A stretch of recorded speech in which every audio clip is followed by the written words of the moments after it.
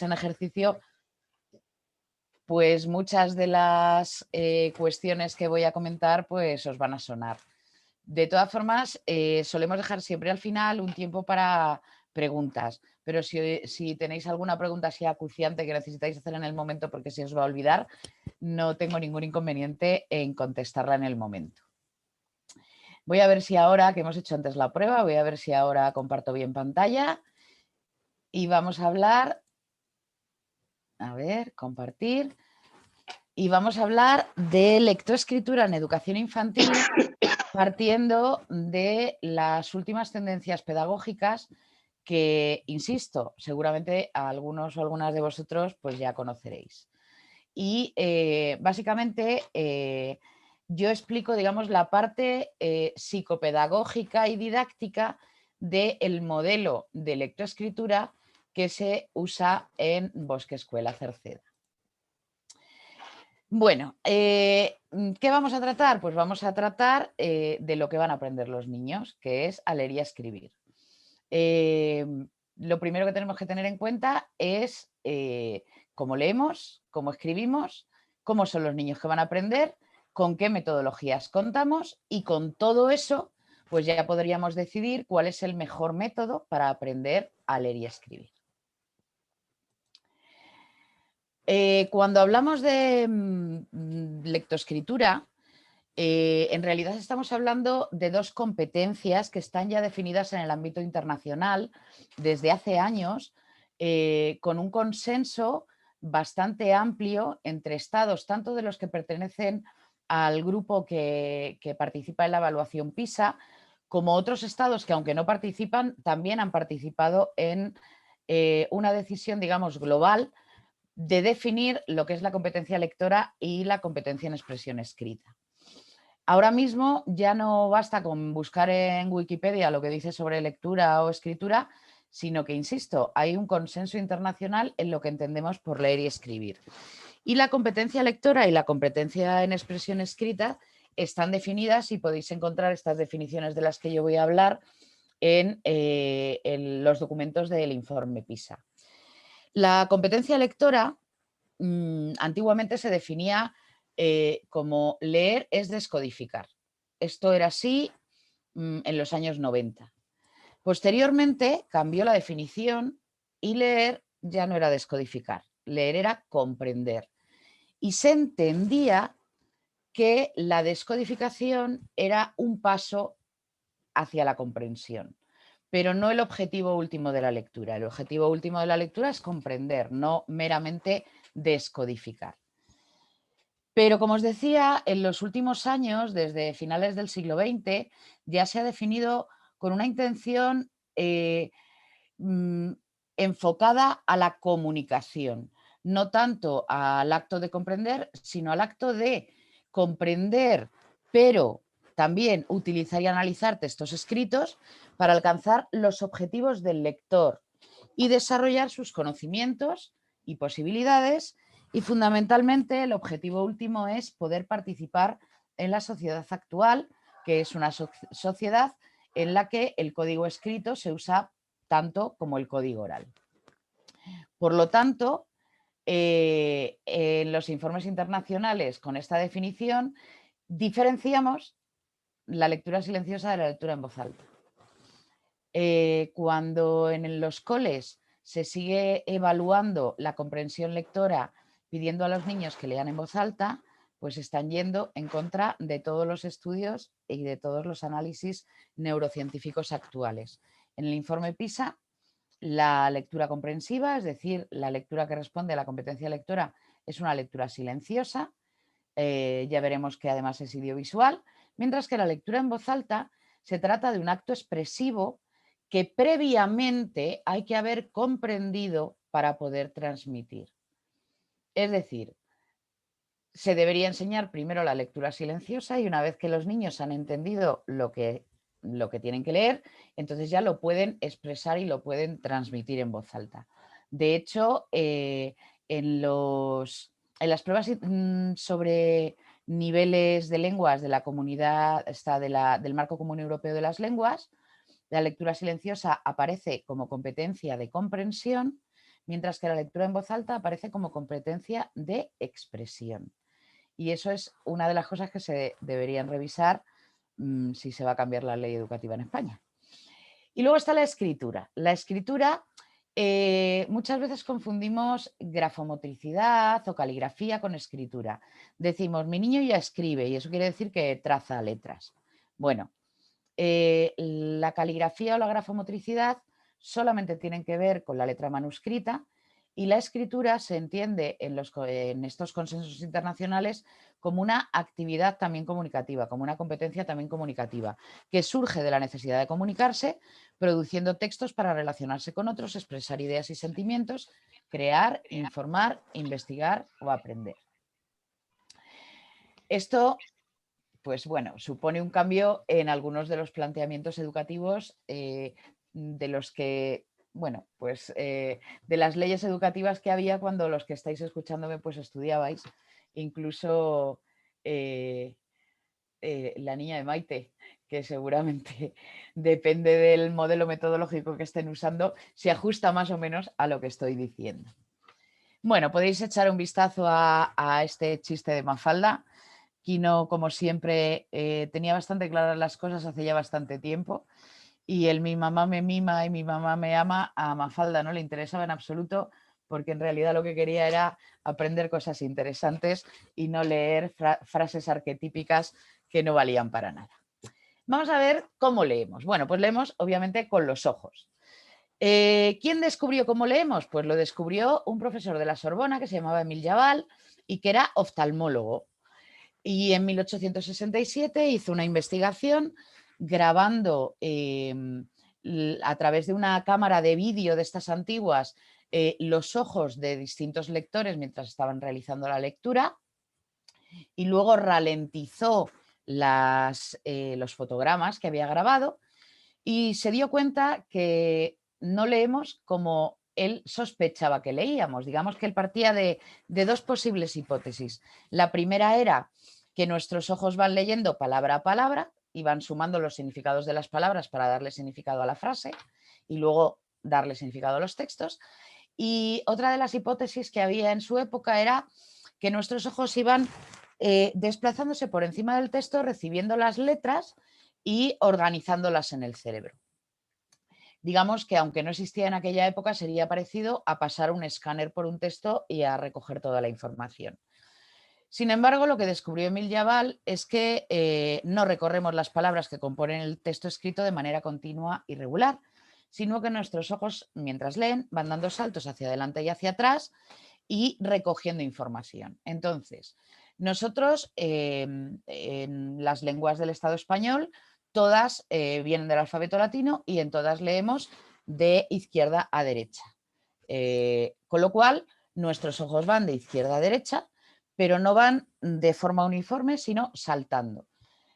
Van recogiendo información y entre recogida y recogida de información hacen unos movimientos que hasta hace nada, hasta hace menos de un año, se pensaba que eran ciegos, que se llaman movimientos sacádicos, y que ahora se ha descubierto que en esos movimientos sacádicos sí que se relacionan elementos. Luego os hablaré de ello cuando lleguemos a la visión directa e indirecta. Pero lo más importante no son esos movimientos sacádicos porque, en definitiva, la información que recibe el cerebro es muy poquita. Lo importante son las paradas, que se llaman fijaciones, que es en las que realmente el cerebro recoge la información del texto pues a través de lo que llamamos el campo visual. Mirad, aquí tenéis un texto, veis los ojitos, cómo van pasando. Cuando lees tus textos, tus ojos no se desplazan sobre la línea de una manera continuada, sino que los ojos se desplazan a saltos. Los puntos donde se detienen los ojos para captar las imágenes escritas se llaman fijaciones. Esto es lo que os acabo de explicar. Y ahora viene la cuestión importante.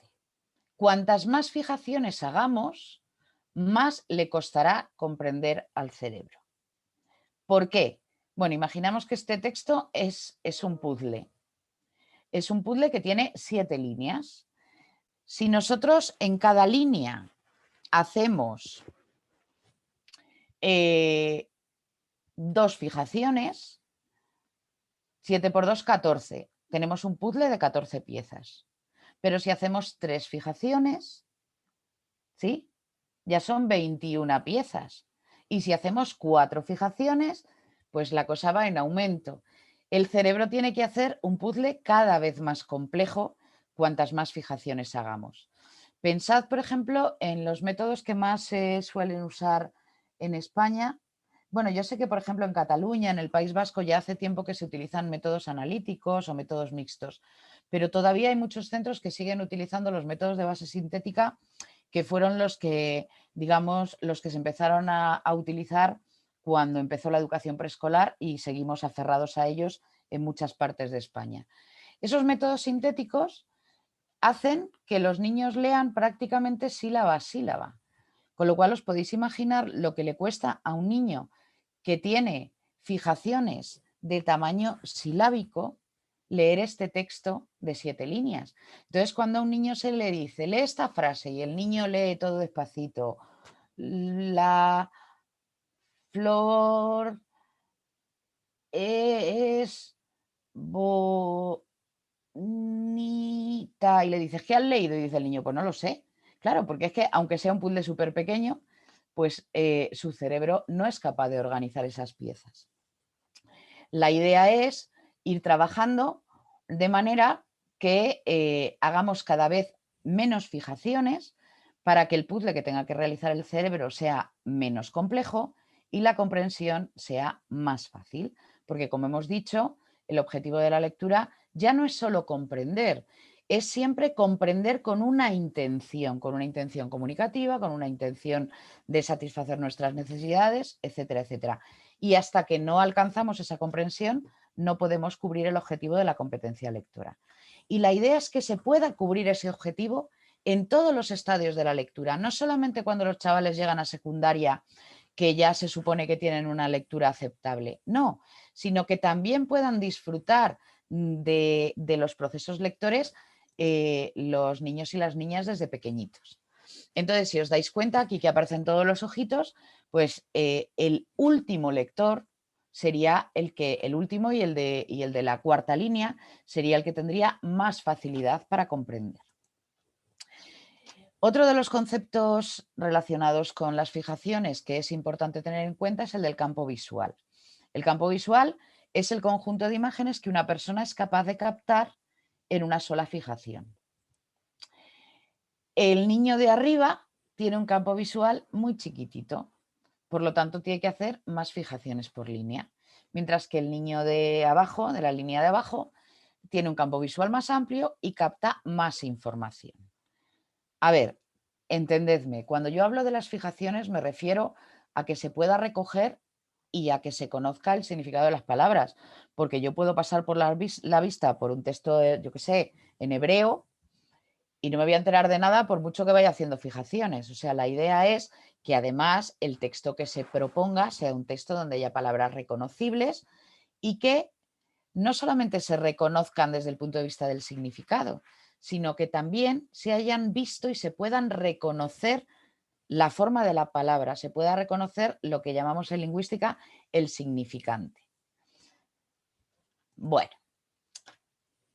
¿sabéis cuál es vuestro campo visual? ¿Tenéis idea de si tenéis un campo visual amplio o poco amplio? No, ¿verdad? Porque el campo visual se entrena y ahora mismo con programas se puede entrenar. Lo que pasa que el entrenamiento, la idea es hacerlo precisamente ya pues a partir de los 12, 13 años. Antes es innecesario. Antes lo que tienen que hacer los niños y las niñas es disfrutar leyendo, ampliar el campo visual y, por supuesto, tener la suerte de aprender a leer y de desarrollar la lectura con el mejor método de lectura que puedan emplear y el que más se ajuste al objetivo pretendido. Pero yo me imagino que prácticamente todos vosotros tendréis, como tenemos los adultos, un campo visual de 2-3 fijaciones por línea. Cuando hablamos de 2-3 fijaciones por línea nos referimos a un libro estándar, y por libro estándar, para que os hagáis una idea, sería, por ejemplo, una edición de los libros de la editorial Planeta. Porque si hablamos de ediciones de bolsillo, como la letra se reduce, se juntan las líneas y tal, al ojo le cuesta más y tiene que hacer más fijaciones por línea porque si no se pierde entre tanta letra, entre tan pocos espacios, etcétera, etcétera. De ahí que los libros para los niños chiquititos tengan la letra grande y mucho espacio entre las líneas, entre los renglones, para que desde el principio puedan leer un renglón, por ejemplo, de los libros del barco de vapor, de los que hay para prelectores, que tienen a lo mejor 4 o 5 líneas y en cada línea a lo mejor hay 5 palabras, no hay más, o 3 palabras, depende de que sean largas o cortas. La idea es que el niño se acostumbre desde el principio a leer haciendo 2 fijaciones por línea, de forma que según se va haciendo mayor, se va reduciendo el tamaño de la letra, sigue haciendo 2 fijaciones por línea, pero va recibiendo más información en cada una de las fijaciones. Por eso los libros, os pongo el ejemplo del barco de vapor porque es la colección escolar más conocida de literatura, por eso según van subiendo en edad se va reduciendo el tamaño de la letra hasta llegar a una letra de 12 puntos, que es 12, 11, 10, que es la que leemos normalmente los adultos. Bueno, esto que vamos a hacer ahora, vamos a ir viendo distintas frases.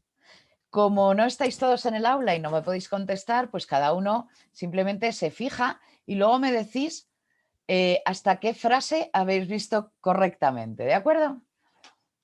Vamos a ver, tenéis que poner los ojos en el punto amarillo de arriba, porque las fijaciones, si las habéis visto, son así. Entonces, si las ponéis al inicio del escrito, solo vais a ver el principio de la frase. Entonces, poneos frente al ojito este y separaos lo suficiente. A ver, os voy a contar otra cuestión que también hay que tener en cuenta cuando leemos.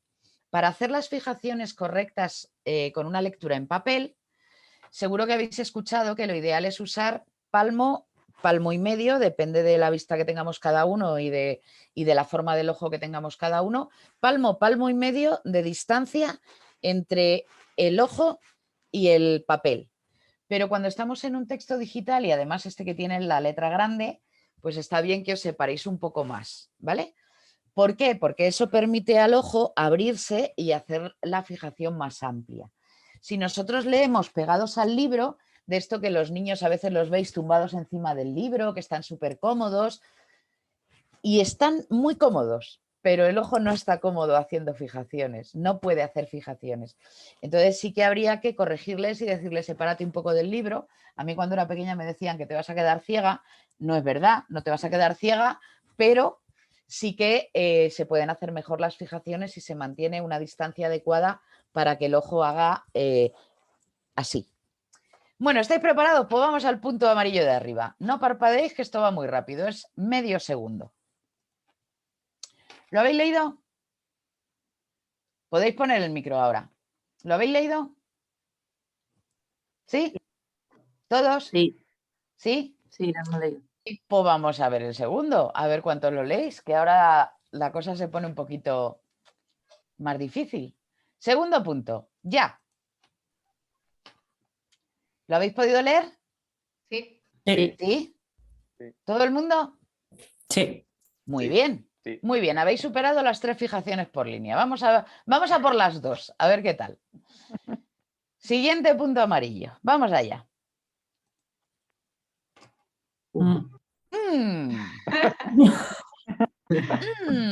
¿Alguien lo ha leído? No. No. Nadie. Ni en ninguna palabra. Sí. Por ejemplo, a ver.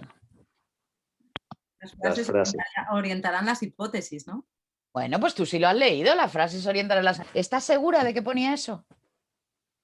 ¿Sí?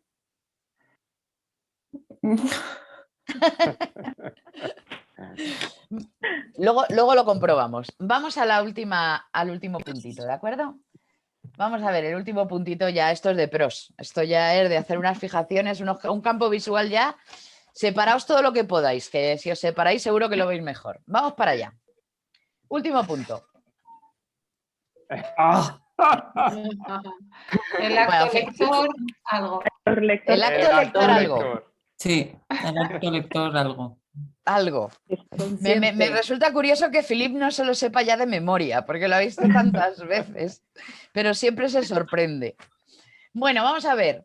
Pues mirad, esto es lo que ponía. La verdad es que da igual, no es un ejercicio de bien, mal, es simplemente para que veáis... Ay, se me ha quedado esto aquí. Un segundo, que es que yo estoy siguiendo... Ya, estoy siguiendo lo que os voy leyendo en la tablet porque no lo veo con vuestras fotos, o sea, con vuestro vídeo, y se ha quedado colgada la tablet. Bueno, a ver, os decía que en realidad esto no es de estar bien o mal, es simplemente para ver cuál es nuestro campo visual, si tenemos un campo visual normal. Si todos habéis visto la memoria a largo plazo, tenéis un campo visual normal de adulto, ¿vale? Ahora, la pena es que ese campo visual, tal y como se enseña a leer y a escribir en los modelos tradicionales, solo se adquiere ya cuando se termina la secundaria. Entonces, no hay una lectura verdadera que permita cumplir con los criterios de la competencia lectora hasta ese momento, porque no se seleccionan bien los métodos y no se trabaja bien luego en educación primaria. Yo aquí me voy a centrar en educación infantil, que es de lo que estamos hablando. Bien, bueno, con las fijaciones. En los momentos de realizar una fijación, el ojo corta el renglón en cualquier sitio. Y esto es clave. Es decir, no siempre corta unidades significativas. De tal manera que para comprender un mensaje a veces hay que esperar a la siguiente o a las siguientes fijaciones. Pensad que a lo mejor hay una frase larga y que hasta que no tengo la frase entera no le puedo otorgar un significado, por ejemplo, porque el sujeto está al final de la frase o porque la parte importante está al final. Vale, eso es normal en la lectura. En este proceso, la atención, la memoria y la memoria a corto plazo juegan un papel fundamental. La memoria, bueno, la atención es obvia.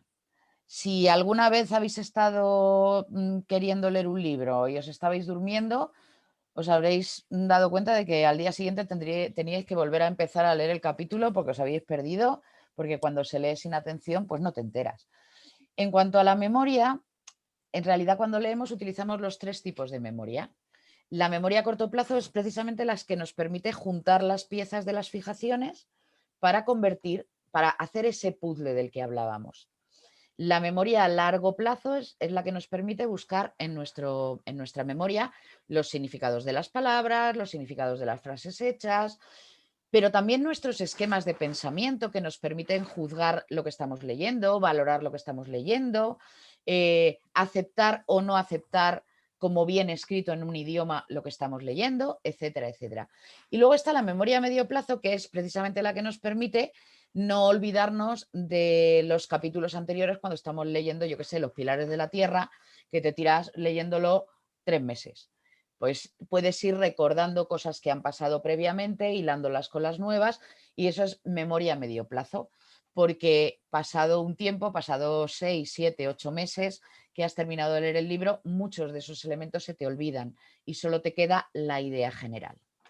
La necesidad de hacer más o menos fijaciones va a depender de muchos factores, del conocimiento del tema, de la extensión del texto, del dominio del vocabulario, ¿sí?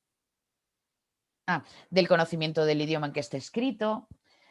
En cada pausa o fijación, Émile Jabal descubrió que había dos formas de visión, directa e indirecta.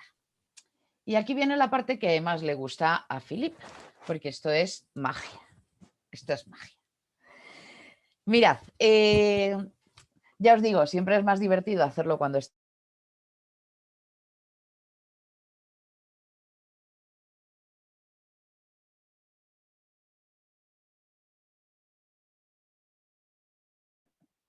Irune, no te oímos, creo. No te oímos. No te oímos. No te oímos. Aparece como que tienes el micro bloqueado. Sí, le voy a enviar un mensaje a través del chat. Me quito yo. Hemos Ya quedado está. solo cuando has dicho que era la parte que más le... Ahora sí. Lo último que escuchamos es que dijiste que era la parte que más le gustaba a Philip. Sí, porque es mágica. Entonces Philip ha dicho, los silencio a todos. Y claro, los silencio a todos pues, también me ha silenciado a mí. Lo siento. No, está bien, porque... Vale, estaba asustada. Bueno, os decía que esto es magia, porque Émile Jabal descubrió que en las fijaciones no vemos todas las letras, no vemos todas las letras de las palabras. ¿Vale? Vemos unas letras en lo que se llama visión directa. Son las letras que podemos jurar que hemos visto. O sea, que estamos seguros de que las hemos visto. Las letras en visión directa suelen ser la primera, la cuarta o la quinta y así sucesivamente, dependiendo del campo visual de cada persona. Si la persona tiene un campo visual más pequeño, en vez de ser la cuarta y la quinta, pues será la tercera y la cuarta y así sucesivamente. No para todas las personas es igual y no se puede decir exactamente lo que os estáis viendo aquí. Estas letras que yo he puesto en naranja son las que se supone que vemos en visión directa en esta frase. ¿Vale? Entonces hay unas letras que vemos siempre, que eso es lo que llamamos visión directa. Pero... me he ido para atrás. A ver, ¿qué ha pasado aquí? Vale, pero hay otras letras que vemos lo que llamamos visión indirecta, que son las que están al lado de las que vemos en visión directa y las vemos en relación con las que vemos en visión directa. ¿Entendéis lo que quiero decir? Visión directa, visión indirecta. Y luego hay otras letras que no vemos y que directamente el cerebro reconstruye a partir de los conocimientos que tiene de vocabulario, pero también de gramática de la lengua que estemos hablando, ¿vale? Que estemos leyendo. Eso que habéis visto era un ejercicio, lo vamos a hacer ahora, pero como estoy viendo que algunos estáis escribiendo, os decía al principio que hace muy poquito se ha descubierto que los movimientos sacádicos que se creía que eran ciegos sí que ayudan a hacer este proceso. Se ha descubierto que los movimientos sacádicos permiten ampliar la visión indirecta y que eso hace que sean, pues a lo mejor 1, 2, 3 letras de todas las que aparecen en la frase, las que no vemos de ninguna manera y el cerebro tiene que reconstruir. Entonces os voy a enseñar ahora lo que os decía antes de la magia, ¿vale? Vamos a ver. Filip, les tienes que dejar que hablen ahora. Podéis poneros podéis ponerlo también vosotros, porque Filip se lo puede quitar a todos, pero creo que no se lo puede poner a todos a la vez. Eso. Ahora casi todos ya se han activado el móvil, el micrófono. Vamos a ver, va a aparecer una frase primero en la primera línea, ¿vale? Y no vais a decir nada deprisa, pero vais a pensar lo que habéis leído, ¿vale? Y ahora os voy a preguntar yo. Vamos a la primera línea. Los abuelos. Vale. Los abuelos. ¿Los abuelos solo? Sí. ¿Alguien ha leído más? No se han tocado. No han. Los abuelos la han tocado. Vale, los abuelos lo han tocado, he oído. ¿Alguien Sí. ha dicho los abuelos Los lo han abuelos tocado? lo han tocado. Vale, otra persona que diga lo que ha leído. Dime, Maite. Perdón. Maite, que He has dicho levantado los la abuelos mano. lo han tocado. Lo han tocado, vale. Otra persona. Los abuelos. Solo los abuelos. Vale, alguien que haya visto más de los abuelos. Yo creo que he visto, los abuelos lo han cambiado, pero... Los abuelos lo han cambiado, vale. Otra persona.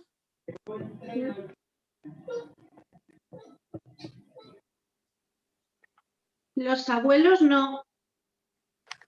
Los abuelos no. Vale, está bien. ¿Más? Yo leí los abuelos no han. Los abuelos no han, leíste. Vale, ¿más? Los abuelos no han costado algo. No sé, Lo han costado, no han costado. Bueno, bien. A ver, si os dais cuenta, quitando los que os habéis quedado los abuelos, claro que si os habéis quedado los abuelos, poco hacemos. Los que os habéis quedado en los abuelos, o sea, los que habéis llegado hasta el final o los que creéis haber llegado hasta el final, todos habéis puesto un participio acabado en ado. ¿Sí? Incluso los que habéis dicho, unos habéis dicho lo, los abuelos lo, y otros habéis dicho los abuelos no. Es decir, son palabras que tienen la misma vocal, pero la consonante es diferente. ¿Sí o no? Vale, vamos a con la segunda frase a ver si tenemos más suerte y hay más gente que la lee entera, ¿vale? Y hablamos de esto. Vamos a la segunda frase, a ver qué tal. ¿Preparados? ¿Listos? Ya. Oh, se me ha ido. ¿Lo habéis visto? No, sí. leí la de arriba. Pero He leído la de arriba. pero Hazlo la otra vez, segunda ya la sé que habéis leído. Sí. Se olvidaron de tomar el frasco. Sí. Es que no sé por qué me está haciendo cosas raras el ordenador. Vale, bueno, da lo mismo. Como luego, a ver, Filip os puede pasar la presentación, él tiene una copia, ¿vale? Para que lo hagáis vosotros en vuestra casa y se lo hagáis a la gente de vuestro entorno. En realidad, aquí pone los abuelos lo han acotado y la mayor parte de la gente dice lo han contado, lo han tostado, lo han logrado, lo han acostado, lo han... de todo.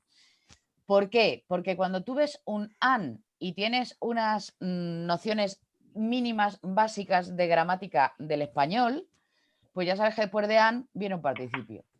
Y como la A la ves en visión directa, pues tu cerebro reconstruye y pone una palabra que pueda ir ahí, que le vaya bien, y si hay un contexto que tenga que ver con el contexto. Aquí las frases están descontextualizadas.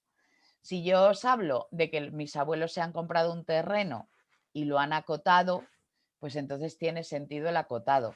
Pero si no, el cerebro no buscará acotado, buscará acostado, recordado, encontrado, acordado. ¿Me explico? Palabras que puedan ir más con la frase. ¿Vale?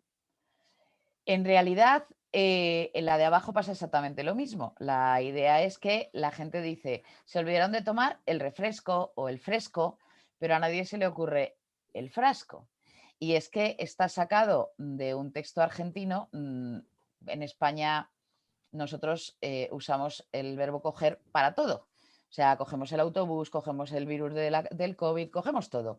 Pero en Latinoamérica, como sabéis, pues hay muchos países que coger es una palabra muy fea y entonces se habla de tomar.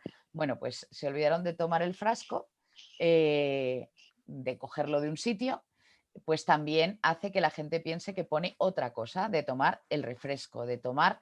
¿Por qué? Pues porque no vemos todas las letras en tan poco tiempo y el cerebro las reconstruye. Ahora, ¿esto es así siempre? Pues... Uy, ha aparecido una cosa, ¿la habéis leído? Sí. ¿Y qué ponía? A ver, hay una chica que pone en su ordenador, pone Javi, que creo que no eres Javi. Una chica con una bufanda. Con Sí, una soy bufanda de Javi. cuadros. Soy Javiera. Es un nombre chileno, soy chilena. Vale. Eres chilena. Qué guay. Sí. ¿Qué has visto? Lo leí rápido, después se me olvidó, pero era algo de un pájaro y el nido, de que están en el nido. Era algo de un pájaro y el nido. ¿Alguien ha visto? Que está ¿Alguien más? acostado en el nido, creo, algo así. A ver, lo voy a poner otra vez, a ver si lo leéis. ¿Ya? Sí. ¿Sí? ¿Ya lo sabes? Javiera, Javi, ¿qué pone? Sí, un pájaro está en el nido solito. Vale, ¿estáis todos de acuerdo con lo que ha leído Javi? Natalia está de acuerdo. ¿Quién más tengo El por aquí? pajarito está en el nido solito. El pajarito has leído tú. Vale. Diego, ¿qué me ha parecido de repente? ¿Qué Sí. has leído tú? Yo creo que repite el artículo el, de la sensación. El pajarito está en el nido solito. Chico, ¿qué vista? No lo sé. ¿Y los demás qué habéis leído? El pajarito está en el nido solito, sí, eso. Vale. Efectivamente, como dice Diego, está repetido el él, pero está repetido no uno al lado del otro, sino que está repetido uno en la tercera línea y otro en la cuarta. Cuando nosotros leemos este texto, lo hacemos en una sola fijación. En una sola. Lo vemos como una totalidad y entonces no nos fijamos en esas erratas.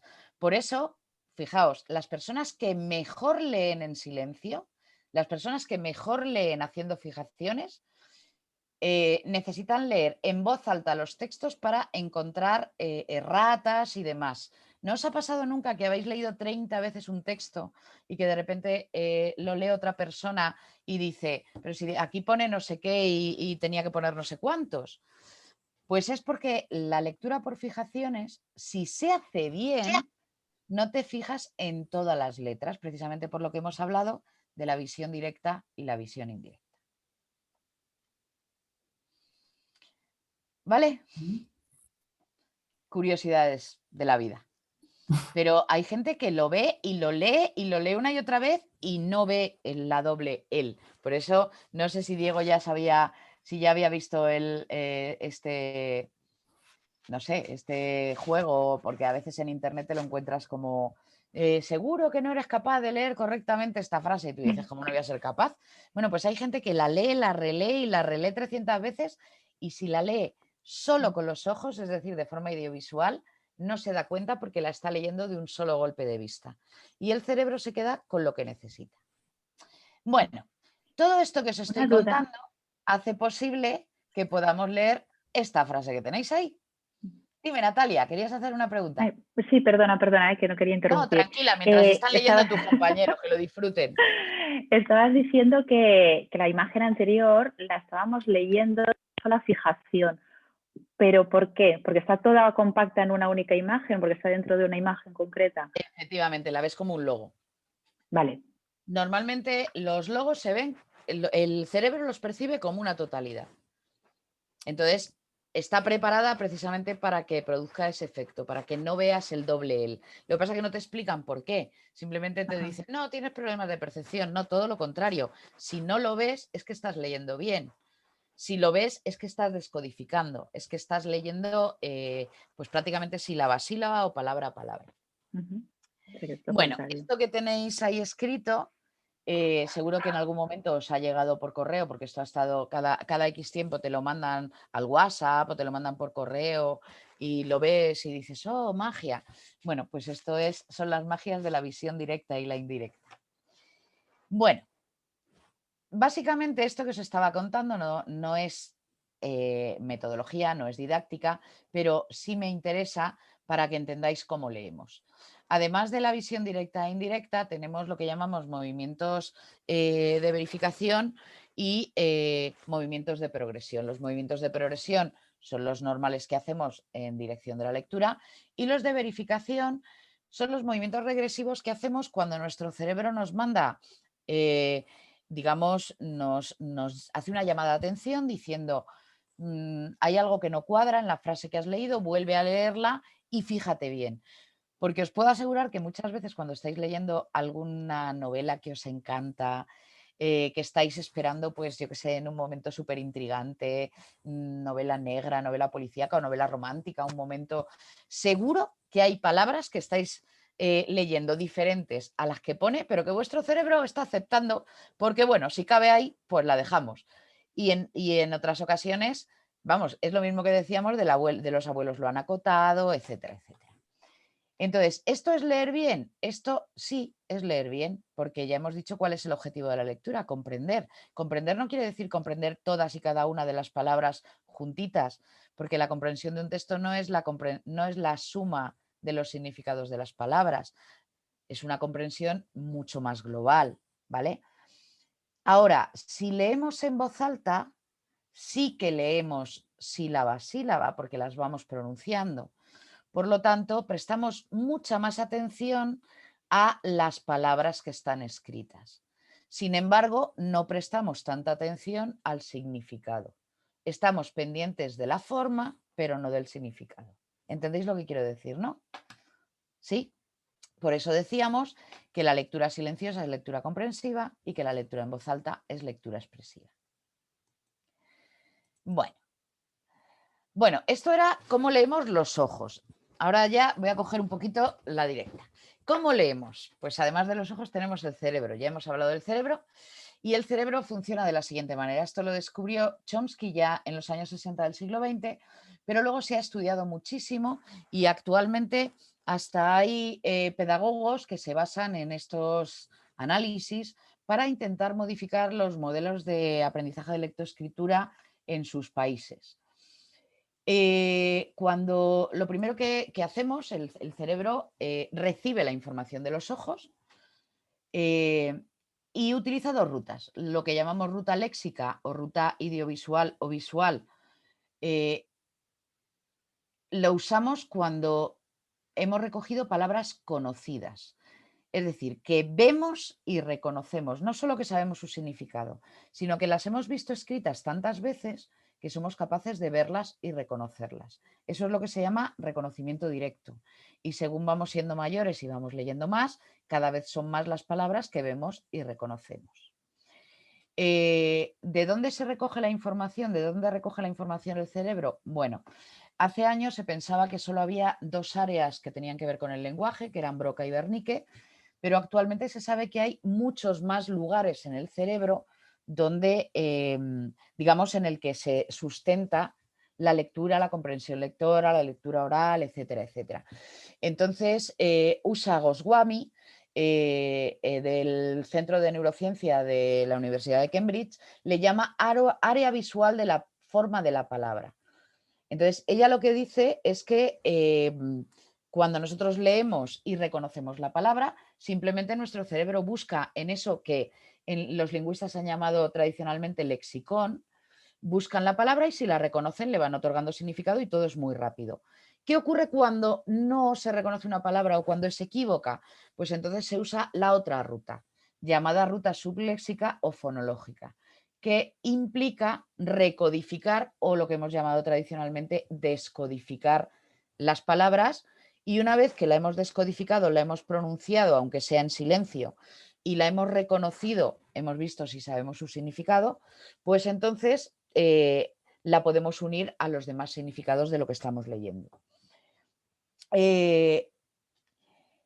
Denaghin es el director de un servicio hospitalario, bueno, todo esto que tenéis ahí puesto, francés, que ahora mismo ya está menos de moda, pero que hace 5 o 6 años se puso muy de moda porque se puso muy pesado con el gobierno francés para que cambiara el modelo de aprendizaje lectoescritor que se usaba en Francia. Como sabéis, y si no lo sabéis os lo digo yo, Francia es la cuna de la escuela nueva.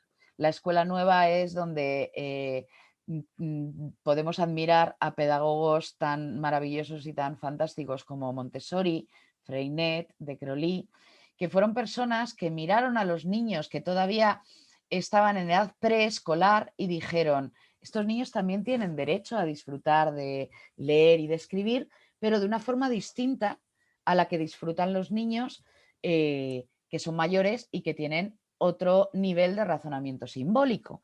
Entonces, en Francia, tradicionalmente, el modelo lectoescritor que se ha usado es de carácter analítico, es decir, a los niños pequeñitos se les ponen tarjetas de palabras, de forma que con las palabras puedan construir frases, aunque todavía no sepan leer letra a letra.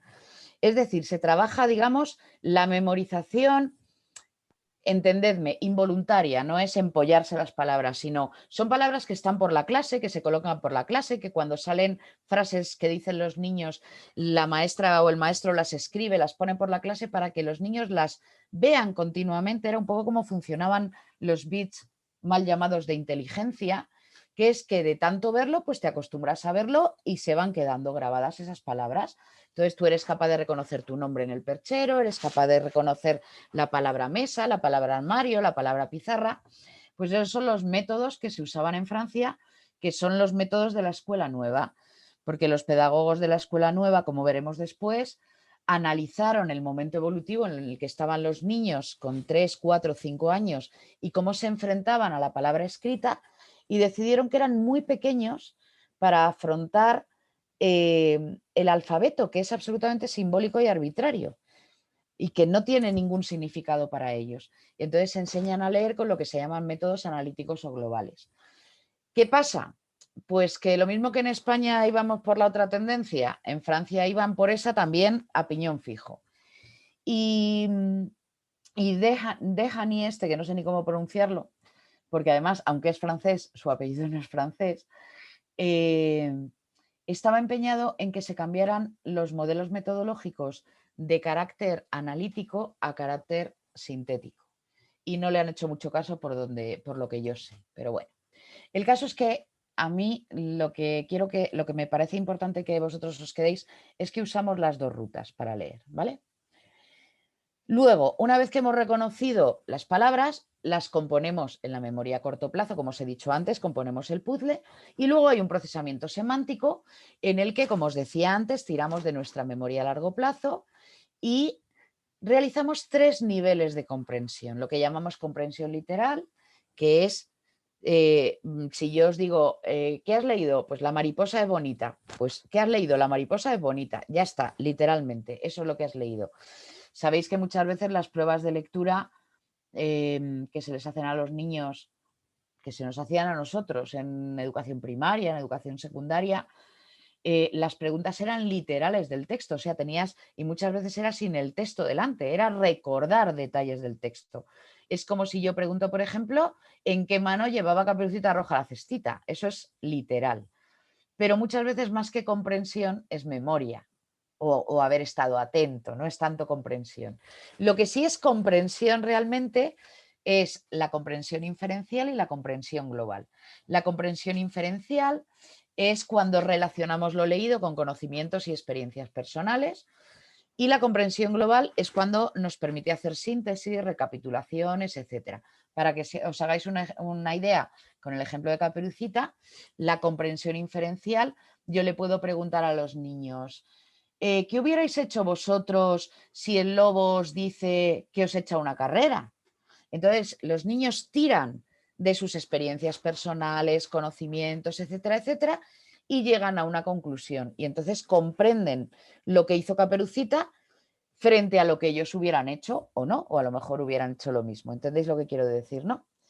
Y la comprensión global, pues básicamente se trabaja haciendo síntesis, etcétera, pero también poniendo títulos a un texto, cambiando los finales, respetando a los personajes y tal. Con esto, que vosotros me diréis, bueno, pero esto un niño de infantil no lo hace. No.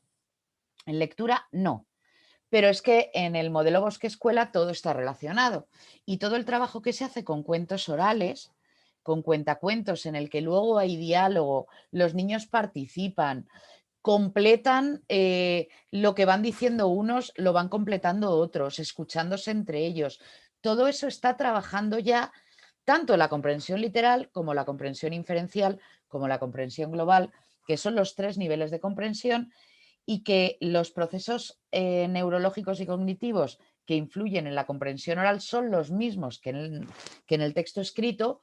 Por lo tanto, cuando accedan a la lectura a nivel de poder realizar estos tipos de comprensión, ya tienen todo ese trabajo previamente realizado. Bueno, ¿cómo escribimos? Pues como veis aquí en vez de Mafalda está Miguelito, que dice que sí entiende que la M con la A es ma, cosa que por otra parte no se puede entender. La M con la A es ma arbitrariamente. Todas las relaciones simbólicas arbitrarias es imposible entenderlas. Hay que aceptarlas, pero no entenderlas. Hay que memorizarlas, pero no entenderlas. Esto también lo sabía Aquino cuando hacía su crítica de la escuela. ¿Cómo escribimos? Bueno, os decía antes que hay un componente grafomotriz que solo afecta a la escritura manuscrita.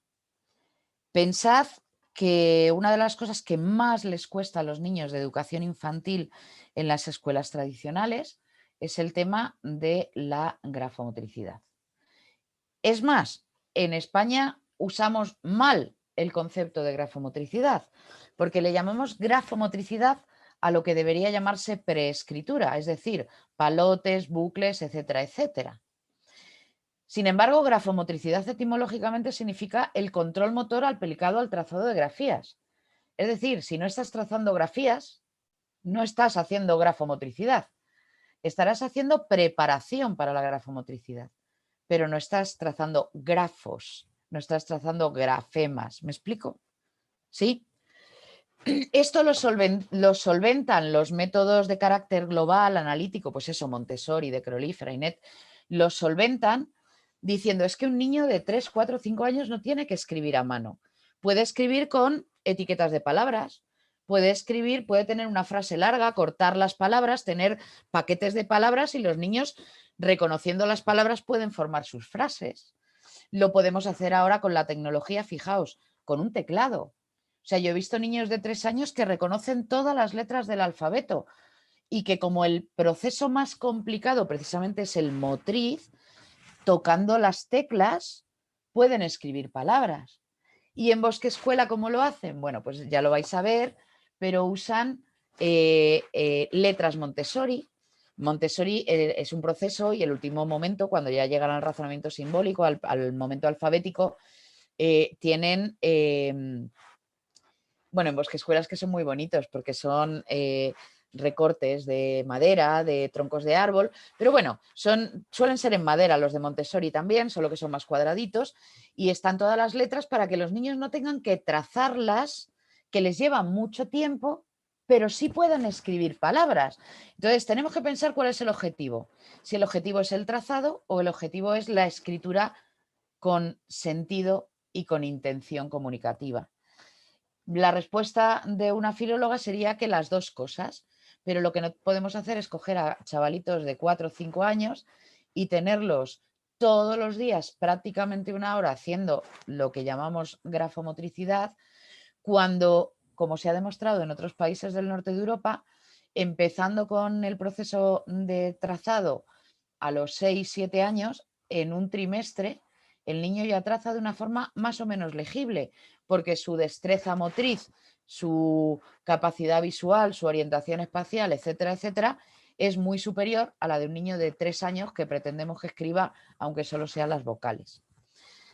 Bueno, todo esto no os lo voy a leer porque lo habéis tenido mucho tiempo delante y es muy aburrido, y lo que me importaba era lo que os estoy comentando.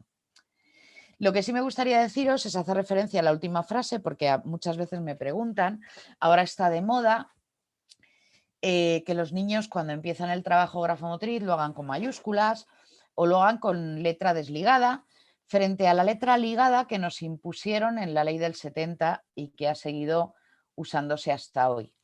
Tengo que deciros que después de años investigando llegué a descubrir por qué en España se utiliza la letra ligada y no se utiliza la desligada como en Francia, como en Inglaterra. Y es porque Francisco Franco, nuestro dictador, cuando se planteó la ley del 70 y se habló de crear una educación preescolar, que era voluntaria, pero que se abría a la educación preescolar, pactó con editoriales. Entonces había 2 editoriales que eran las 2 editoriales que el régimen aceptaba, que eran Anaya y Santillana.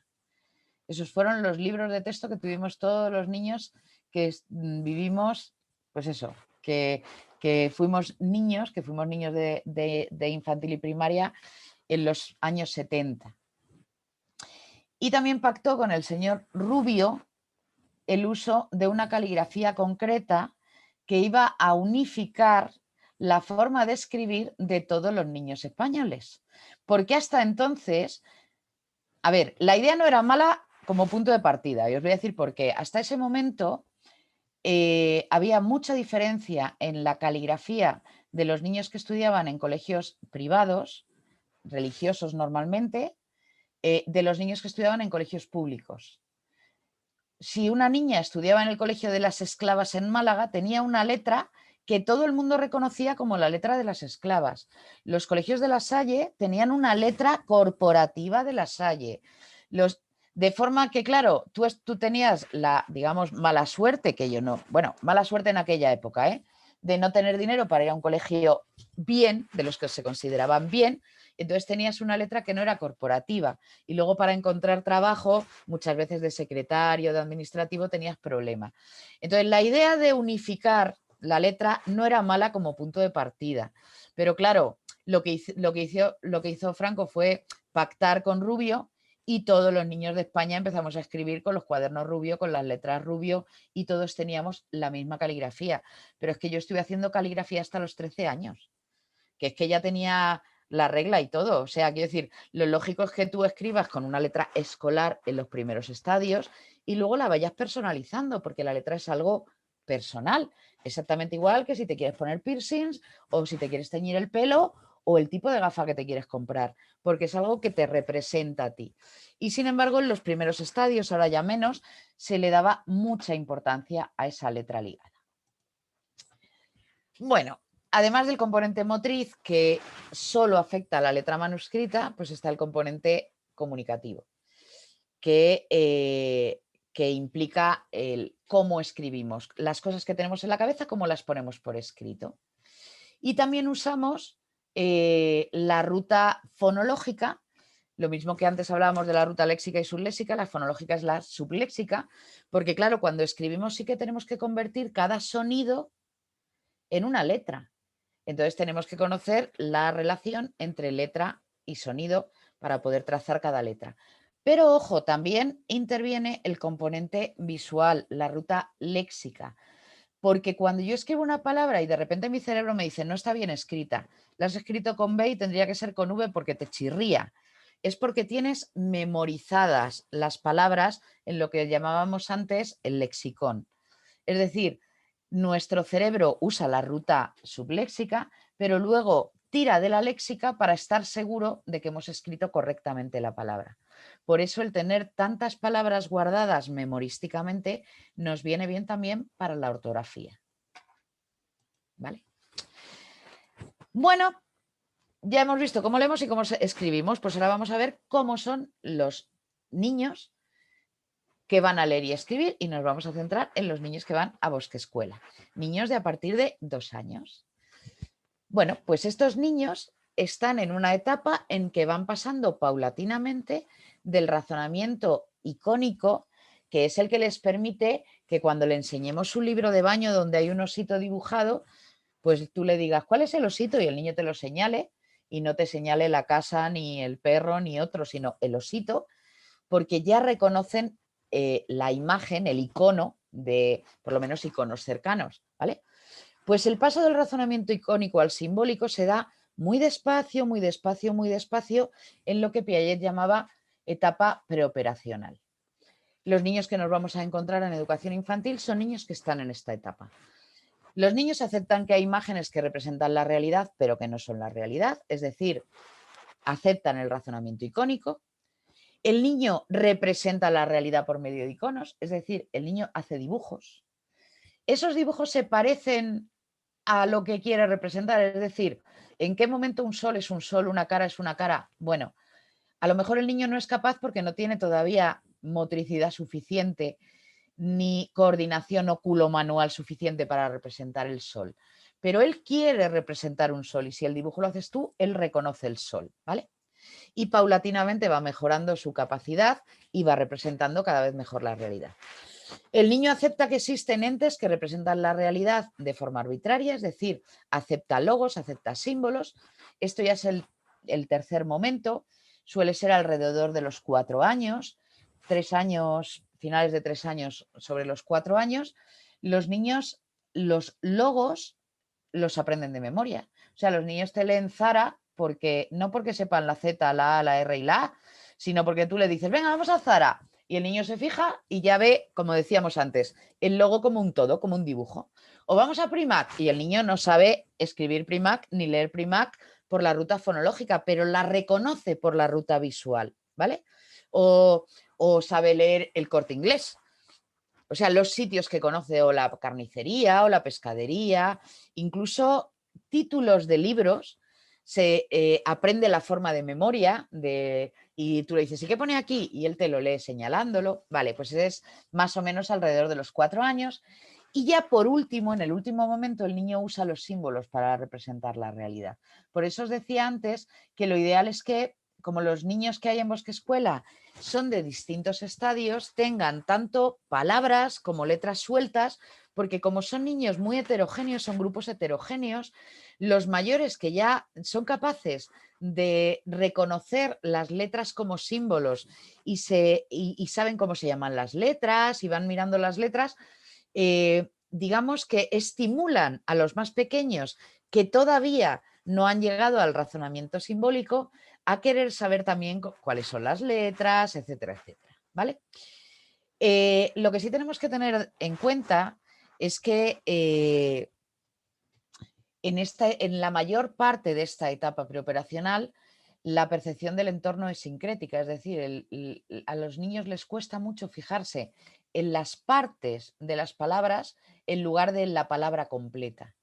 O sea, si vosotros habéis estado en la caseta de Bosque Escuela, veréis que hay etiquetas en algunos sitios para pues donde están guardados los lápices o pone calendario, o pone... Yo ahora mismo no me acuerdo lo último, porque la última vez que estuve fue hace por lo menos 2 años, pero sé que hay etiquetas y tengo fotos de etiquetas. Entonces, a los niños les va a llamar en esta etapa más la atención eso que las letras sueltas.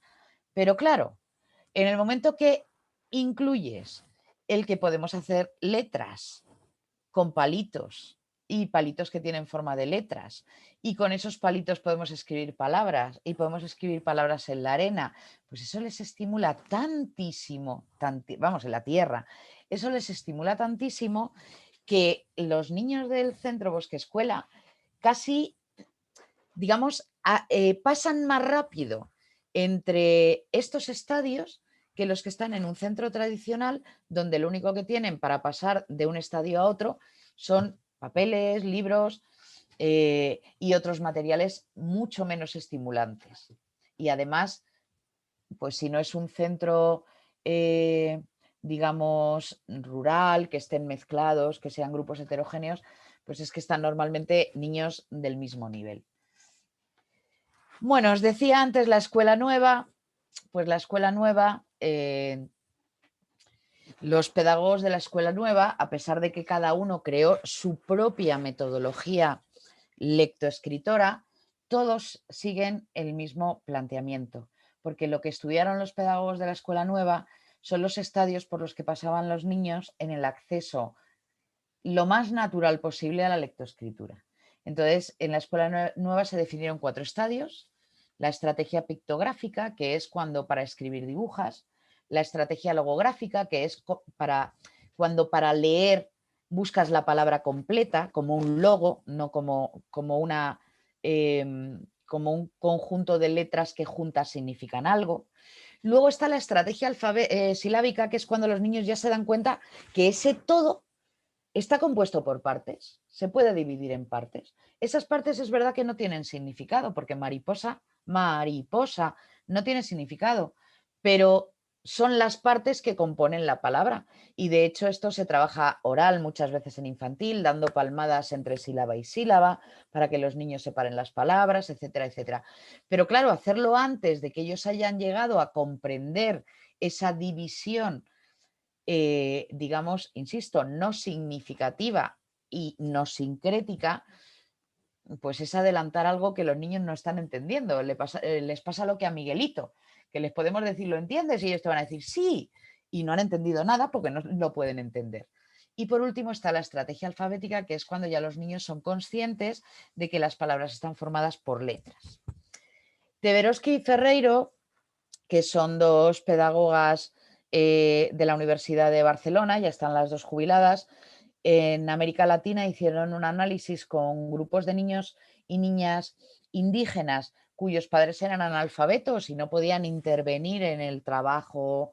Hicieron unos estudios fascinantes a partir de los años 60 hasta los 90, hasta los 80 más o menos, donde acompañaron a varias niñas en su aprendizaje natural de la lectura y la escritura, siguiendo los mismos pasos que sigue el aprendizaje natural del código oral, de cómo manejamos el código oral. Y en ese análisis, que desde luego si no lo conocéis, os diría que buscarais información porque es fascinante ese estudio y las conclusiones que sacaron y todo, en ese análisis llegaron a la conclusión de que los procesos que habían descubierto los pedagogos de la escuela nueva se cumplían tal cual en el acceso natural y libre a la lectoescritura. El primer estadio ellos le llamaron confusión dibujo-escritura, el segundo diferenciación dibujo-escritura, el tercero diferenciación intra e interfigural, es decir, los niños son conscientes de que si son palabras diferentes tienen que ser diferentes por dentro, tienen que tener diferentes elementos dentro, le llamemos letras, le llamemos sílabas, diferentes elementos dentro, y también son diferentes entre ellas. Es decir, los niños en esta etapa comparan palabras, se fijan en si esta palabra empieza con la misma letra que esta, y eso lo hacen los niños de forma natural. Y yo he visto, vamos, yo he estado varias veces con Jara en Bosque Escuela viendo cómo trabaja ella la lectoescritura, cómo trabajaba ella la lectoescritura, y he visto hacer eso a los niños, entre ellos los mayores con los pequeños, sin que haya un adulto que medie, de forma absolutamente natural. Y la última etapa, que es la fonético-alfabética, que es la que nos permite ya utilizar la ruta fonológica y hacer una lectura completa. Bueno, en cuanto a metodologías, muy rápido, sobre la escritura. La letra ligada es más natural que la letra de imprenta. Falso. La letra, la que llamamos de imprenta, que es la no ligada, ¿vale? La letra no ligada es la que hace el, no sé, 70% de la población mundial cuando ya no está en la escuela. Es decir, prácticamente todos hemos dejado de escribir ligado, y si seguimos escribiendo ligado, las S las hacemos sueltas, las R las hacemos sueltas, las T las hacemos así con un palo. Es más natural la que llamamos de imprenta o no ligada. ¿La letra ligada favorece las habilidades de motricidad fina? Sí, sí, ahora está de moda el lettering, que es la caligrafía de toda la vida, la antigua, es verdad. Tú ya de mayor quieres hacer esto, no porque te obliguen en el cole, sino porque tú quieres, y entonces te puedes tirar horas haciendo caligrafía, y efectivamente mis habilidades de motricidad fina haciendo caligrafía mejoran, obvio. La letra ligada facilita la separación de las palabras. Falso. En los países, por ejemplo en Inglaterra, donde los niños aprenden a escribir con letra desligada, hay un momento en su vida en que juntan las palabras. ¿Por qué? Porque lo que he dicho antes, intentan escribir la cadena hablada, y la cadena hablada no tiene pausas. En la cadena hablada no hay palabras, no hay huecos entre palabras. Yo ahora estoy hablando todo seguido. Si yo ahora me pongo a hablaros en griego y os pido que hagáis una transcripción así de lo que oigáis, seguro que no cortáis las palabras donde las tenéis que cortar. ¿Me explico? Porque hasta que no ves las palabras escritas no puedes hacer los cortes. Entonces, ¿la letra ligada es más rápida en su trazado que la de imprenta? Sí, pero sí para quien esté acostumbrado. A mí me hacéis ahora hacer letra ligada después de tantos años y tardo mucho más en hacer la ligada que desligada. La letra de imprenta es más común en los contextos habituales. Esto en los contextos habituales escolares. Sí, pero ¿qué pasa fuera de la escuela?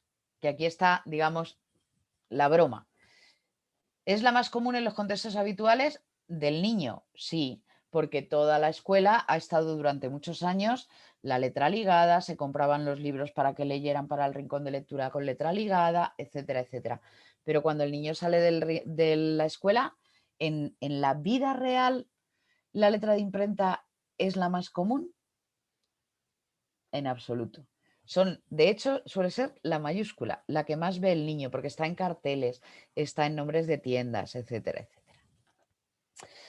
Esto en cuanto a la escritura. ¿Y en cuanto a la lectura? Pues en cuanto a la lectura tenemos tres tipos de métodos. Tenemos los métodos sintéticos, los métodos analíticos y los métodos mixtos o de doble ruta. Los métodos sintéticos trabajan desde la ruta subléxica, es decir, enseñan primero las letras, luego las sílabas, luego las palabras y luego ya las frases. Los métodos analíticos parten de elementos significativos, son los que salen de la escuela nueva, es decir, los niños empiezan a trabajar a partir de palabras significativas, a partir de frases que ellos dicen que se escriben y luego se leen muchas veces, se tienen puestos en el aula, y luego ya llega un momento en que ya lo saben leer, se recortan las palabras y se hacen nuevas frases con esas palabras. Y los contextuales, que son exactamente igual, pero con textos cortitos. Para que os hagáis una idea, los métodos léxicos fueron la producción de María Montessori, los métodos fraseológicos son los de De Crowley y los contextuales, perdón, los fraseológicos de Freinet y los contextuales de De Crowley, ¿vale? Son los métodos de la escuela nueva. En Francia son los que más se usan. En concreto, el que más se usa es el léxico. ¿De acuerdo? ¿Qué ocurre con los sintéticos y los analíticos? Pues que son métodos opuestos. El problema de los métodos sintéticos es que estaban pensados a lo largo de los siglos. A ver, para que os hagáis una idea, el método alfabético lo inventaron los griegos en la Grecia clásica. El método fonético, el primer concepto, el primer conocimiento que tenemos del método fonético es del siglo XVII y de los métodos silábicos del siglo XVIII, o sea, son antiguos. No se había estudiado todavía nada de psicología evolutiva ni nada. Y los niños que accedían a la lectoescritura, que eran pocos porque eran niños con dinero y además con dinero y que sus padres quisieran que aprendieran a leer y a escribir. Pues empezaban a aprender a leer y a escribir con 7, 8 años, no aprendían a leer y a escribir con 4, ¿vale? ¿Qué pasa? Que estos métodos sintéticos requieren un razonamiento simbólico muy alto, requieren ya entender que la palabra está compuesta por letras y eso hemos dicho que es el final de la etapa preoperacional de Piaget, que es alrededor de los 6-7 años. ¿Qué hicieron los países cuando se inició la educación preescolar? Pues en España lo que hicimos fue coger los métodos que se estaban usando para empezar a enseñar a leer en la educación básica antigua, en la primaria antigua, que eran niños de 6 años, que ya tenían un razonamiento simbólico pues más decente que con 3, y los llevaron a los 3 años, los fueron bajando a los 3, con lo cual estos métodos realmente son un sobreesfuerzo para el niño. Y además, si os acordáis lo que hemos visto al principio, solo valen para una de las rutas de lectura, para la ruta subléxica, no para la léxica. Los métodos analíticos, que son los que usan, por ejemplo, en Francia, llevan usando el mismo tiempo que nosotros los sintéticos, ellos los analíticos. Los métodos analíticos responden más a los momentos evolutivos por los que pasan los niños, pero tienen un problema y es que obviamente funcionan por procesos de memoria, porque hemos dicho que leemos reconociendo las palabras, o sea, los niños reconocen las palabras enteras. Tienes que memorizar palabras, se pueden memorizar de forma activa, o sea, no hace falta que el niño se las empolle, ¿vale? Sino contándole cuentos y diciéndole, ¿y cuál es este? Y vamos a ver el mismo, a ver si nos acordamos de las palabras. O sea, puede ser muy, muy, digamos, muy atractivo para el niño, puede ser motivador. Pero ¿qué ocurre si el niño quiere leer autónomamente? Pues que como no sabe descodificar, necesita que un adulto le diga lo que pone la palabra, porque no es capaz de descodificar. ¿Lo entendéis, no? Por eso surgieron los métodos mixtos o de doble ruta, que trabajan del análisis a la síntesis y de la síntesis al análisis. Entonces, trabajan desde los 3 años a partir de elementos significativos, es decir, palabras, por ejemplo, pues el nombre propio, palabras del contexto, hablan, o sea, salen, el punto de partida son palabras y esas palabras se van partiendo en sílabas, se van partiendo, por ejemplo, decimos, a ver, esta palabra, la palabra pera, la primera letra, ¿cuántos niños hay en la clase que tengan en su nombre la P de pera o que su nombre empiece por la P de pera? Y entonces, pues, se comparan visualmente, fonéticamente también buscan el sonido y entonces se va trabajando las dos rutas, la ruta léxica y la ruta subléxica, ¿vale? Si yo os pregunto de estos métodos cuál es el mejor, pues yo creo que con este ratito que llevamos todos me diréis que los mejores son los mixtos. Porque si hemos dicho que para leer usamos las dos rutas, hemos dicho que los niños no están realmente preparados y les supone un sobreesfuerzo enorme. Vamos, a los niños de ahora y a nosotros cuando empezamos a leer y a escribir que ya no nos acordamos. Pero seguro que fueron horas y horas y de repetir y les podéis preguntar a lo mejor a vuestros padres y madres y lo mismo os decían que hasta llorabais y que no os gustaba y tal, porque yo conozco niños que con 4 años ya no quieren ir al cole. Que es que eso a mí se me cae el alma a los pies de la pena. Entonces, la idea es trabajar métodos mixtos o de doble ruta. Ahora, estos métodos mixtos o de doble ruta se pueden trabajar o bien desde un planteamiento conductista o bien desde un planteamiento constructivista. Y aquí ya nos metemos en un jardín que es muy largo. La diferencia básicamente es, en los métodos conductistas, el maestro prepara todo, prepara los materiales, dice hoy vamos a hacer esto y vamos a sacar estas palabras y lo vamos a hacer de esta manera y lo vamos a hacer en este orden. Y luego vamos a sacar las conclusiones con los niños. Y sin embargo, en el modelo constructivista, que es el planteamiento piagetiano de que el conocimiento realmente se construye desde dentro, pero como decía Vygotsky, no se construye individualmente, sino se construye en un contexto en que estamos en relación con otras personas. Pues si partimos de un planteamiento constructivista, lo que hacemos es poner a los niños desde pequeños en situación de leer y escribir y en situación de retarse a sí mismos para comprobar si han escrito bien, si no han escrito bien, cómo mejorar su escritura, de ayudarse unos a otros, etcétera, etcétera. Pero utilizando las dos rutas. Si quieren con letras sueltas, si quieren con palabras, de las dos formas. De forma que al final, cuando termina el proceso, más o menos al final de primero de primaria, los niños ya pueden hacer lo que decíamos al principio. Lecturas completas, comprensivas, por supuesto tienen que ser lecturas con palabras que sean cercanos a ellos, con textos cortos, con frases cortas, etcétera, etcétera. Pero ya los niños tienen las bases para hacer la lectura perfecta. Y así es como trabajan la lectoescritura en Bosque Escuela. Que vosotros pues ya veréis cosas más concretas cuando hagáis la sesión en la cabaña, en Cerceda. Bueno, os he puesto también, no me quiero entretener mucho más, os he puesto también ventajas e inconvenientes de los métodos sintéticos, por si alguien tiene curiosidad, ventajas e inconvenientes de los métodos analíticos, os lo he explicado muy rápido ahora, ventajas e inconvenientes de los métodos mixtos, que como veis el inconveniente es que requieren que el maestro o la maestra coleccione y elabore materiales. Pues a ver, también hay gente que no le gusta trabajar, pero yo creo que un maestro o una maestra pues tienen que estar por la labor de coleccionar materiales para que sus estudiantes disfruten de los aprendizajes. Y en definitiva, y para terminar, pues ¿qué método elegimos? Pues mirad, el mejor método será aquel que se ajuste al momento evolutivo de los receptores, que no enseñe códigos arbitrarios que luego hay que desaprender, como por ejemplo Letrilandia, del País de las Letras, o como por ejemplo Micho. El País de las Letras ha sido un método que ha tenido muchísimo éxito, ha estado 35 años funcionando en España. Y a los niños se les enseñaba que la I era una princesa, que la U era un rey, que cuando se ponían mayúsculas eran los vestidos de fiesta, que la M era la montaña, que la... Bueno, pues es que a ver, los niños no son tontos. Antes se pensaba que sí, hace 35 años, pero los niños no son tontos y al niño no hace falta que le digas que la M es una montaña, dile que es una letra y que ya aprenderá.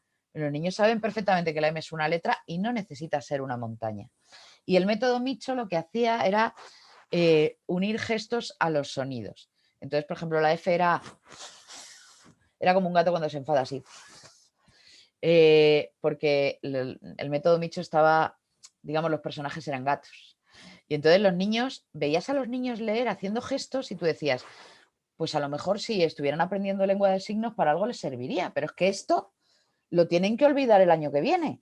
Entonces, ¿para qué aprenden dos códigos que son arbitrarios cuando uno de ellos no les va a servir para nada? Y no lo necesitan porque tontos no son, lo que hay que hacer es reordenarles los procesos.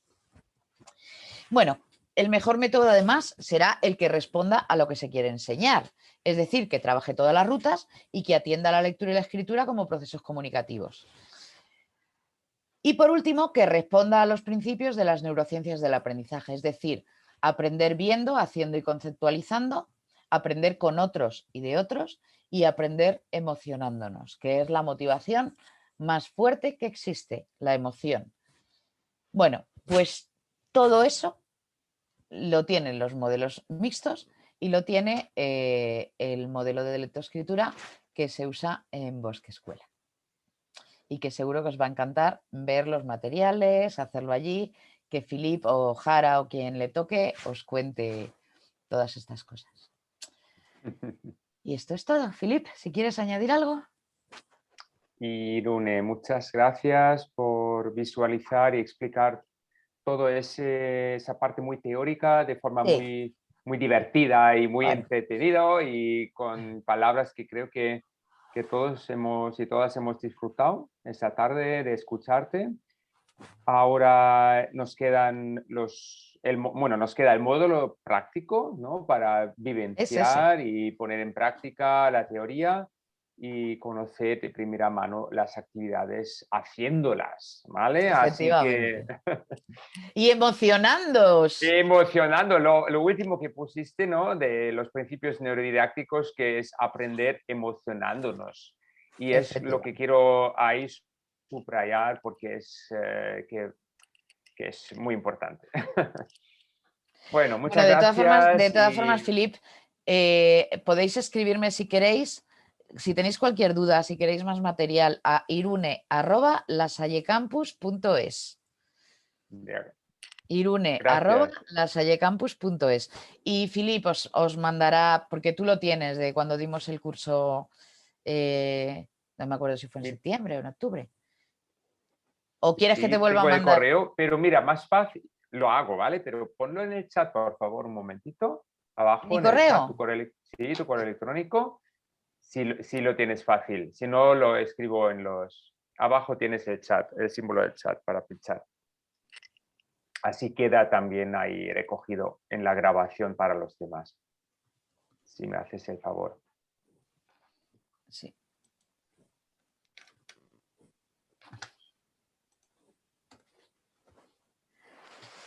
Así está. Muchas gracias. Pues nada, ha sido un placer, aunque solo os he visto a algunos de vosotros, pero ha sido un placer. Un gran placer. Muchas gracias a todos y todas también para escuchar, ¿vale? Por escuchar. Chao. Hasta luego, chao. Adiós. Adiós.